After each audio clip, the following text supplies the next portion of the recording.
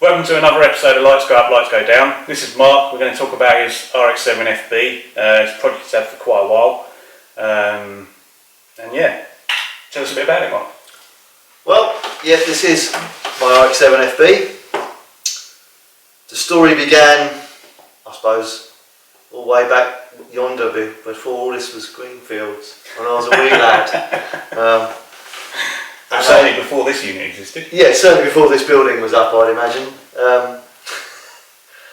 When it first came out, I was probably a bit too young, but when I was a wee lad, secondary school, these were the nuts for people that couldn't afford Ferraris and things like that. Yeah. It was an affordable sports car, and it's always been different. Fitted with the rotary engine, it's always had something a little bit special about it.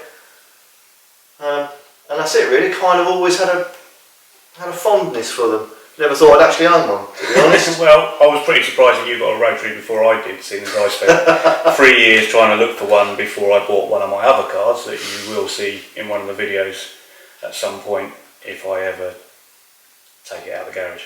But that's another story. So this one there's a bit of a story behind sort of finding this one in the first place, and a long list. There is. Yeah, I mean, the story is really sitting in my lounge with my, at the time, to-be wife, and an RX7 pulled up outside, and we heard it. It wasn't one of these, it was an FD, but it brapped along, parked up, and we were looking out the window, opening it, as you do, thinking that's nice. Within 10 minutes we were on Auto Trader and eBay. Yeah, that's how those things work. Within 20 minutes, I'd say, I'd sent the guy an email, and we found this on Auto Trader. It wasn't exactly local, being pretty much as far away as it could be while still being in the UK. Yeah, while still being on this island. Yeah. Yeah, I don't think you can get any further away. No, right up in the northern reaches of Scotland, and it was advertised as, I think project's a little bit of an exaggeration really, or an understatement, sorry. Project's a bit of an understatement. Yeah. It looked alright though, in the photos. It looked pretty in the okay, but we soon learned that those photos were probably taken several years before it arrived on my driveway at the time. I think the photos were taken in its prime, and the car arrived on its deathbed, to be honest. The car had an MOT failure sheet book. And it was sheet after sheet, and I do believe maybe we should look for that. Yeah, if we find out, we'll show that. I think we should show you that, because I think it said it said seriously excessively corroded in several places on several pages. Yes, serious excessive corrosion was mentioned. And then we underlined, and there was another one. There was another one up in Norfolk, and it was kind of okay, but it didn't look as pretty as this one. And there was something about saving a car. There's always something a bit special. If you take a car, maybe that's probably on its last legs, destined for the scrapyard, and you kind of think, it's far too good a car for that, we need to save it. And that was the decision. And when I emailed the guy, and he emailed across the MOT sheet, and I thought, oh, okay, maybe not. And I showed it to you. And what did you say? I think it probably went along the lines of, well, just be a few more days welding. Yeah, I think, and you'll just need more metal, mate. Yeah. So it's your fault, really. You talked me into it in a way. Maybe I did, but you didn't talk me out of it. To be fair, it was me that got the punishment. Yeah, you did. Yeah. So, I don't know how long it was. A couple of weeks went by of making the deal. And it was impossible for me to get to the northern reaches of Scotland without borrowing the father-in-law's Land Rover, a trailer maybe, and to go and pick it up. And I put an ad on Shipley. That's it, yeah. Yeah, Shipley. And I said, look, I think it might still exist. If you need a car moving, it is great. Yeah, it's good. And let's get some quotes, because I'm going to spend 2 days of my life doing this, and the amount of diesel it's going to chug through, and it's going to be a nightmare. And the first quote came in to get a car from Scotland down to the south coast of England, £600. Thought, that's more than a car, lads. Never going to happen. Yeah. And then the quotes start coming down.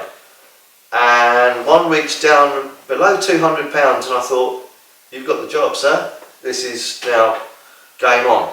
Was that about the point when you said, can I get it shipped straight to your driveway so you can weld it up for me? Might done. My driveway's only big enough for one car, and it has to be the one in use. And yeah, luckily, my best friend, he's really good at welding, you see. This is... And sometimes a bit of a sucker. Well, this is before any of the MX5 stuff really happened. So it was sort of... There was no units involved, it was literally driveway welding. This sat on your front garden, on the grass for a couple of weeks, yes. Yeah, and I remember it came off the trailer. Looked good, didn't it? It was night time when it came off the trailer. It was supposed to have arrived several hours earlier. We were getting quite nervous, thinking, this guy's cheap, way cheaper than anyone else. So the car hasn't actually arrived yet. And but yeah, it did eventually arrive. Came off the trailer, looked nice. It started up. It ran and drove off the trailer. Always good for a rotary. Yeah, so onto the drive, and I remember getting my whole arm up inside the back of the sill where it was so rotten. Yeah. It's like, mate, this isn't going to be on the road for weeks. Yeah, you did say that. I do remember saying that. Yeah, you did say that. Yeah. And yeah, so you're right. Actually, well, it was weeks. It was weeks until we started. And then after starting welding it, it was 3 solid days, wasn't it? It was, yeah, over 2 weekends. Yeah, 3 solid days. I should have said, actually, this was way back in 2010. This is January 2010, so 6 years ago. Wow. I've had this car for 6 years. 6 years! Doesn't seem that... Well, actually, it does seem that long ago, to be fair. It seemed that long when you're underneath it with your face full of rust. Yeah. But yeah, so that's 6 years ago. So yeah, the MX5 Restorer. It was in early days. In the sort of still a baby. Yeah. As was my business, really. Still a thought. There was a thought in the thought process of thoughtness. It had got no further. But my business hasn't really had that much to do with this. No. In the scheme of making things shiny. It's not very. It's not very. No. In fact, you've gone the opposite of that. Had quite good paintwork. It did, yeah. But yeah, I think unfortunately some malicious person keyed most of it. So well, it sat out on the street for a while, and that's part of the reason why it gets tucked away safely in here at night. Someone keyed front panel, front wing, door, rear quarter, quite a lot, a significant amount of the car, enough to warrant a full respray. So, well, actually, it started some of that itself because the bits that weren't keyed were rusty. So that's kind of why it needed a full respray and not just a couple of panels to replace the rusty ones. But yeah, that was really unfortunate. But it led to, I suppose it led to me doing that with it. Yeah. So I do look back and miss the shiny blueness. A gorgeous colour Mazda decided to call Tender Blue. That's how it felt a bit nicer when it blew up. Probably, it was being tender with you. Yes. Yeah. And it was a shame, but there you go. And unfortunately, this whole car really has been done quite cheaply. Yeah. To be honest, it's been a fairly cheap project. Budget build, isn't it? Yeah, it's definitely been a budget build, purely because I'm very tight. I don't like spending money, even on this.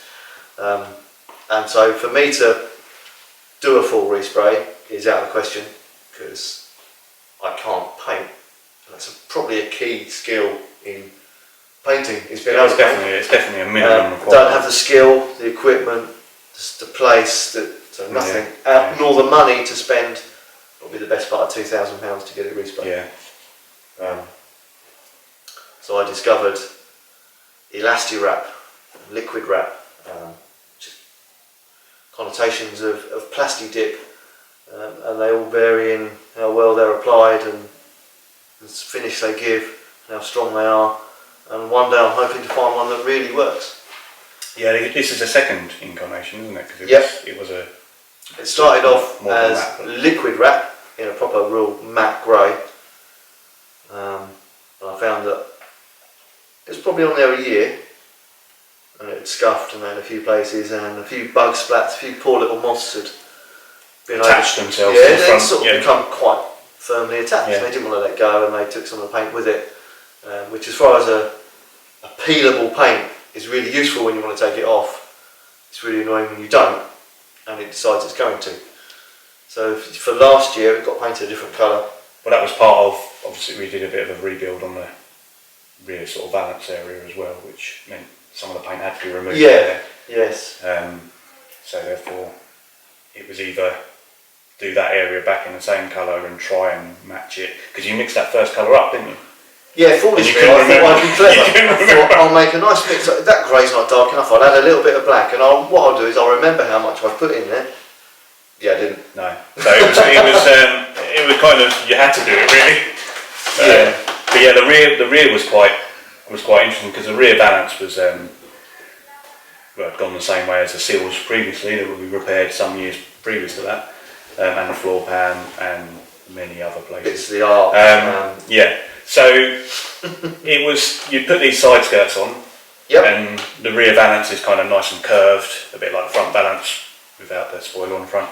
And I sort of looked at it and I thought, you don't really want this back in the original shape, do you? So a phone call to Mark was, yeah, you don't want this in the original shape, really, do you? You want it to match the side skirts a bit more. Mark's reply was, well, yes. you know what you're doing, and it's not like you don't know how to make things look nice, so yeah, go ahead.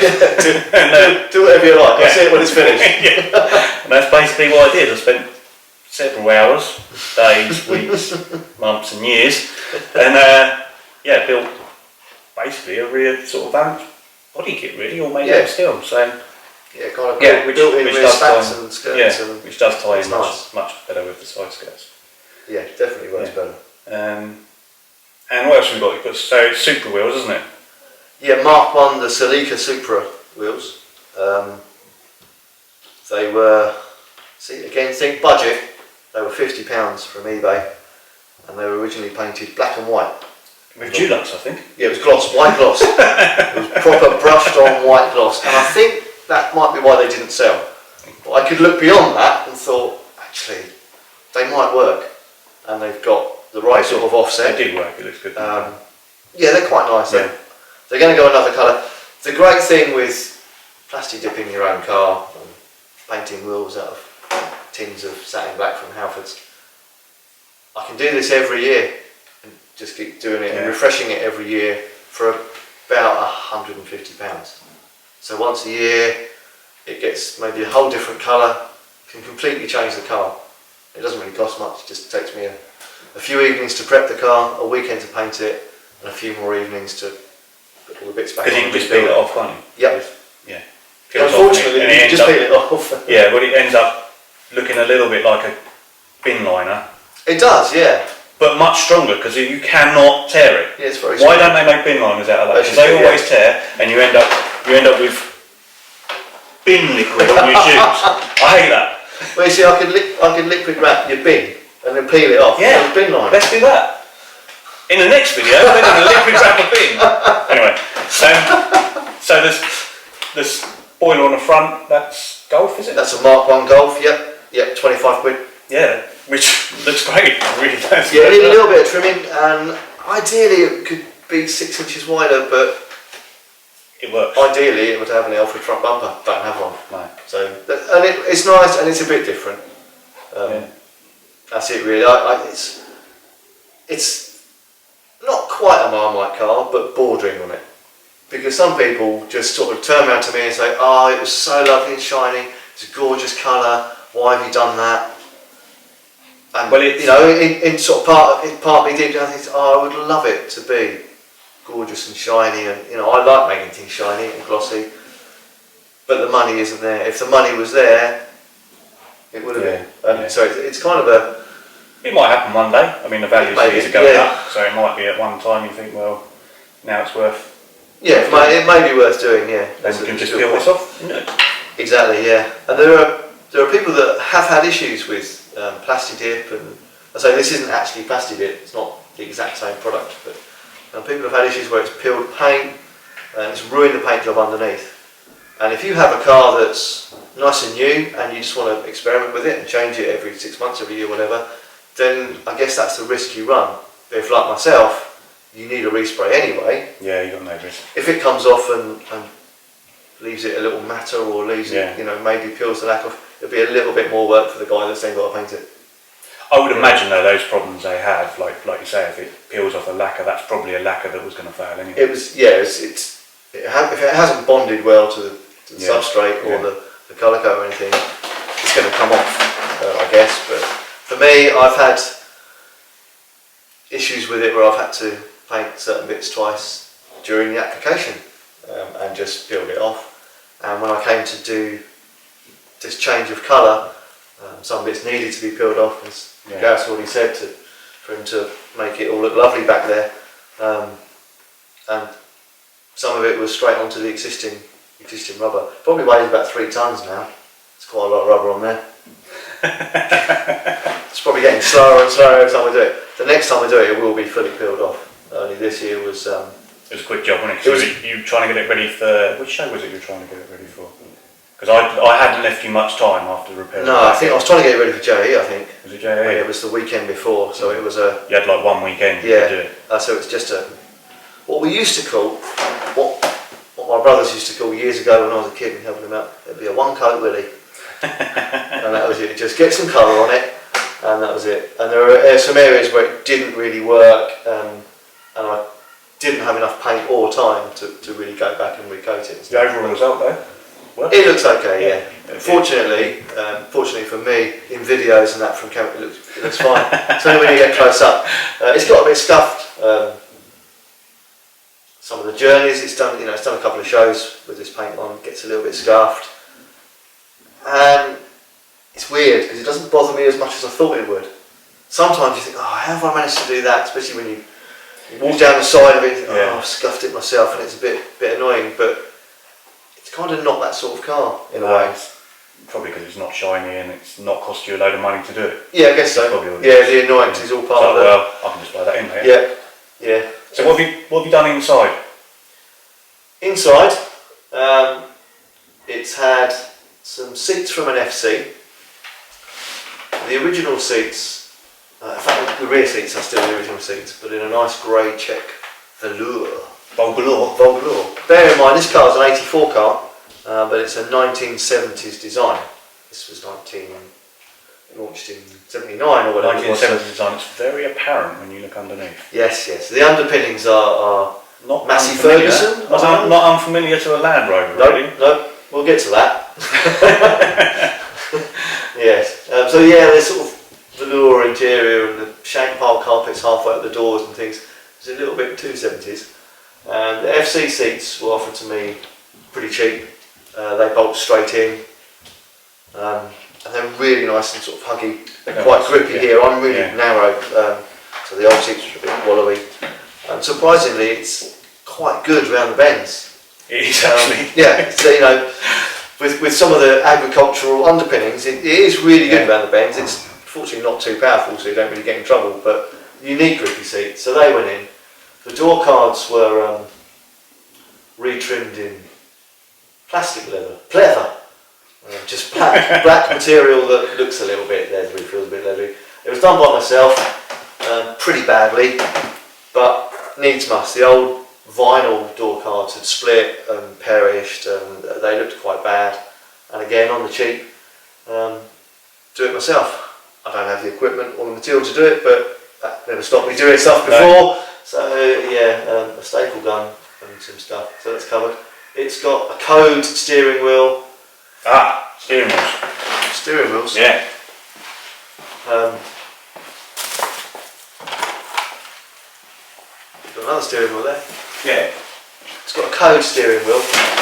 You're not having this, but you can borrow it. Oh, can I? Yeah. I was just going to say, because it was cheap and it looked okay. See, what the camera doesn't show is the goosebumps now, because it's... Today it's going to have a prototypo. Yeah, that's on loan, that one.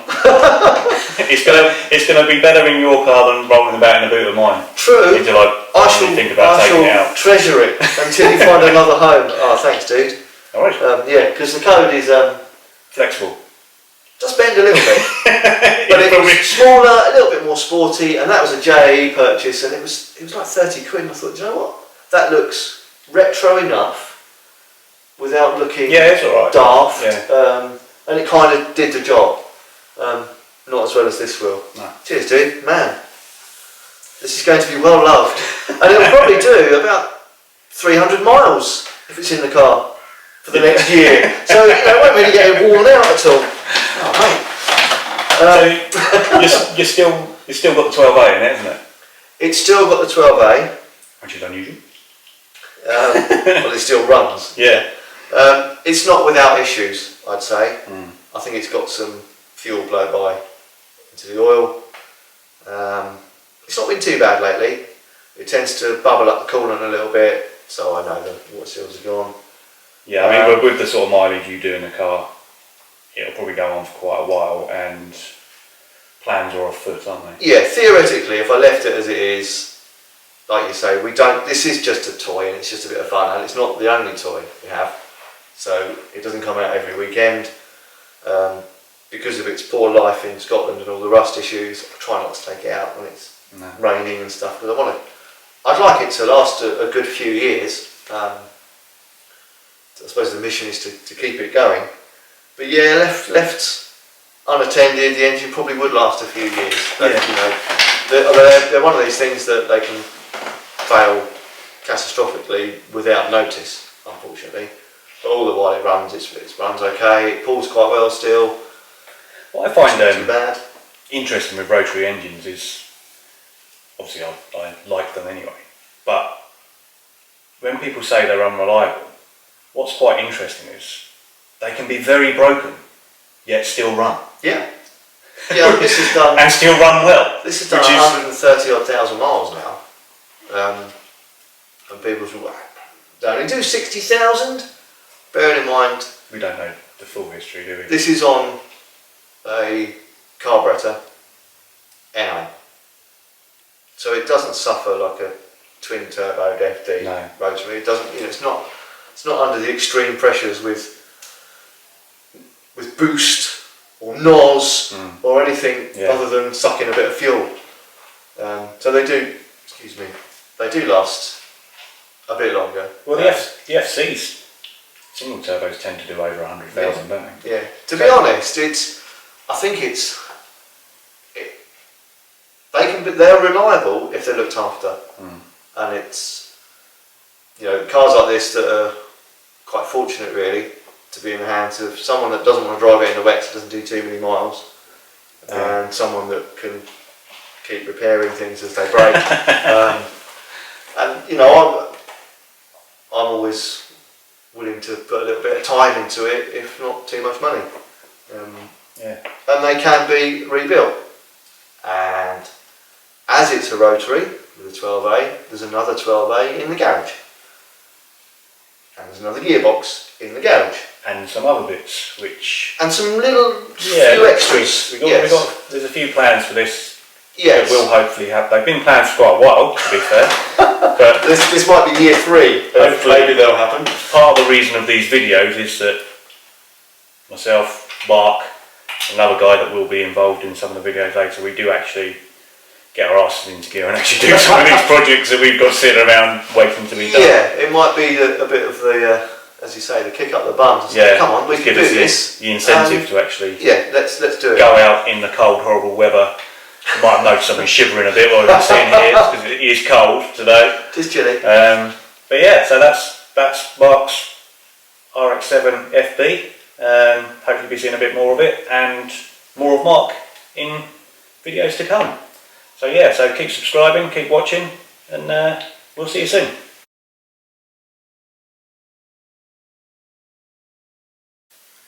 Why won't that steering wheel fit, Marc? Because 2 years ago, when I bought this one, I was a bit upset because I had a Momo Boss and it wouldn't fit. So I swapped it with a Nardi Boss with you. You haven't got any more Momo Bosses? No, I haven't got any Momo Bosses at the moment. Nor have I. Oh well. eBay then.